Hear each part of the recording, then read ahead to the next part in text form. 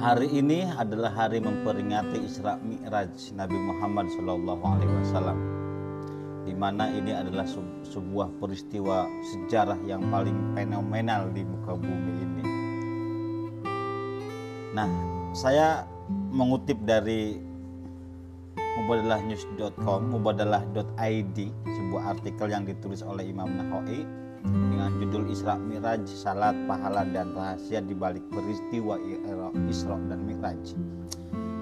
Konon di malam Mi'raj, Nabi dianugerahi kewajiban salat 50 rakaat. Di langit ke-6 ketika Nabi hendak turun kembali kepada umatnya, beliau bertemu Nabi Musa.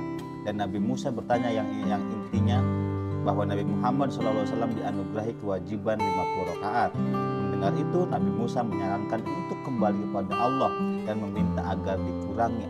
Akhirnya kewajiban salat dikurangi menjadi 5 rakaat. Mengapa Nabi Musa yang menyarankan? Nabi Ibrahim alaihissalam yang berada di langit ke-7, saya belum menemukan penjelasannya. Namun diduga kuat karena Nabi Musa dan ajaran yang dibawanya memiliki hubungan yang kuat dengan Nabi Muhammad SAW dan ajarannya.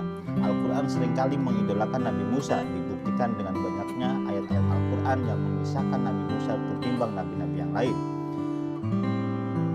Kisah itu adalah desain Allah. Sebab bagi saya kisah itu adalah desain Allah. Sebab saya yakin bahwa Allah pasti telah merencanakan bahwa kewajiban salat hanya 5 waktu itu tentu Allah Maha tahu daripada Nabi Musa. Bahwa umat Nabi Muhammad SAW tidak akan mampu mengerjakan kewajiban salat 50 salat. Saya justru menangkap pesan rahasia bahwa Allah lebih mengutamakan kualitas daripada kuantitas. 5 salat yang dilakukan semata karena Allah lebih berkualitas dari 50 salat yang dilakukan untuk membuktikan kesalehan di hadapan kaumnya. Sebab itu, di akhir kisah Allah berfirman bahwa suatu amal digandakan 10 pahalanya. Dari kisah ini muncul pertanyaan, sebelum kewajiban salat 5 waktu, apakah Nabi Muhammad tidak salat? Kalau salatnya gimana caranya? Mengapa salat 5 waktu baru diwajibkan kurang lebih 10 tahun setelah kenabian? Mengapa tidak sejak awal Islam hadir? Pertama, Nabi Muhammad SAW sebagaimana nabi-nabi sebelumnya sesungguhnya telah melakukan sembahyang atau salat. Al-Quran mengisahkan bahwa salat telah diwajibkan kepada Nabi Ibrahim alaihissalam, surat Ibrahim 37 dan 40. Dan Nabi Harun surat Yunus 87, Nabi Isa surat Maryam 31, Nabi Zakaria surat Ali Imran 39. Bahkan nabi-nabi lainnya juga diwajibkan melakukan salat, surat Maryam 58. Tidak ada penjelasan yang tegas kapan waktunya dan bagaimana caranya. Namun ada informasi di dalam Al-Quran bahwa Nabi Daud alaihissalam sembahyang tasbih di waktu pagi dan sore. Disebutkan dalam kitab-kitab fikih bahwa salat 5 waktu adalah perjumpaan dari salat nabi-nabi sebelumnya. Konon salat subuh adalah sembahyangnya Nabi Adam alaihissalam, duhur salat Nabi Daud, asar salatnya Nabi Sulaiman, maghrib salatnya Nabi Yakub, dan isya salatnya Nabi Yunus. Namun kisah ini bukanlah satu-satunya pendapat. Sebab sebagaimana disebut bahwa nabi-nabi terdahulu telah melakukan salat atau sembahyang. Sebagian ulama menyatakan bahwa sebelum kewajiban salat 5 waktu, kewajiban salat bagi nabi-nabi termasuk Nabi Muhammad SAW adalah 2 rakaat di waktu pagi dan sore saja. Mirip dengan ajaran salah satu agama leluhur di Sulawesi Selatan yang salatnya adalah pagi dan sore dengan menghadap ke arah matahari terbit dan terbenam.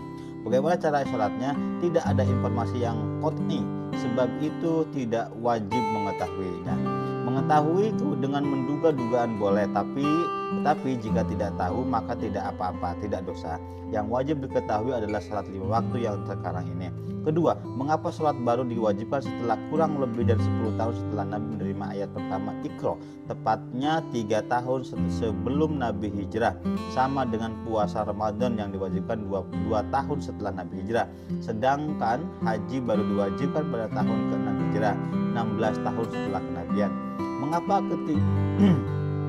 Mengapa 3 kewajiban idola ini baru diwajibkan belakangan hari, tidak sejak awal-awal Islam? Sebab periode awal-awal Islam, tepatnya periode Makkiyah, Nabi membangun basis yang paling mendasar untuk membangun peradaban manusia, yaitu tauhid dan etika moral. Tauhid adalah basis, sebab dengan tiada Tuhan selain Allah berarti tidak boleh ada lagi penuhanan kepada selainnya, yang tidak boleh ada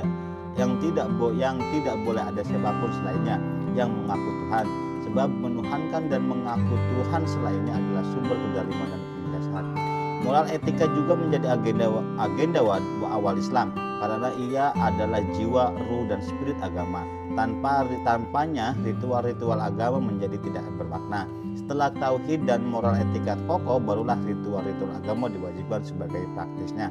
Kisah Isra Mi'raj memberi pelajaran bahwa pertama, kualitas lebih penting dari kuantitas. Kedua, tauhid yang diniscayakan kesetaraan manusia dan etika moral meniscayakan penghormatan pada nilai-nilai kemanusiaan haruslah menjadi basis ritual agama. Tanpa keduanya, ibadah apapun yang dilakukan adalah kosong.